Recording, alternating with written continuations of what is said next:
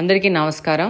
ఈరోజు ప్రత్యేకంగా social media ప్రతినిధులకు నమస్కారాలు తెలియజేసుకుంటూ అసలు విషయం ఏంటంటే, నిన్న 79వ స్వాతంత్ర దినోత్సవ వేడుకలకు గాను కలెక్టరేట్ నుంచి అధికారికంగా కడపలో గెలిచిన ప్రజాప్రతినిధిగా నన్ను, నా కుటుంబ సభ్యులని స్వాతంత్ర దినోత్సవ వేడుకలకు గాను అఫీషియల్ గా ఆహ్వానించడం జరిగింది. నాతో పాటు ఇట్లాంటి కార్యక్రమాలకి సమాజంలో ఉన్న పెద్దలు, సోషల్ సర్వీస్ చేస్తున్న వాళ్ళు, విద్యా సంస్థలకు సంబంధించిన, అలాగనే వివిధ కులాలు మతాలకు సంబంధించిన పెద్దలు, అలాగనే సీనియర్ సిటిజన్స్ ని ఆహ్వానించడం జరుగుతుంది. అందులో భాగంగా వాళ్ళ ఆహ్వానితుల జాబితాకు సంబంధించిన వాళ్ళకి ఏర్పాట్లు కలెక్టరేట్ సంబంధించిన అధికారులు చేయడం జరుగుతుంది. అందులో భాగంగా నిన్న స్వాతంత్ర దినోత్సవ వేడుకలకు వెళ్ళింటే అక్కడ అతిథులు కూర్చుండాల్సిన స్థలంలో కూర్చోడానికి అవకాశం లేదు. దాదాపు మొత్తము కలెక్టరేట్ కి సంబంధించిన అధికారులు, పోలీస్ డిపార్ట్మెంట్ కి సంబంధించిన అధికారులు, వాళ్ళ కుటుంబ సభ్యులుతో నిండిపోవడం జరిగింది. అలాంటి పరిస్థితిలో అక్కడున్న అధికారుల కుటుంబ సభ్యుల్ని లేపి కూర్చోవడం భావ్యం కాదనిపించింది. అందుకనే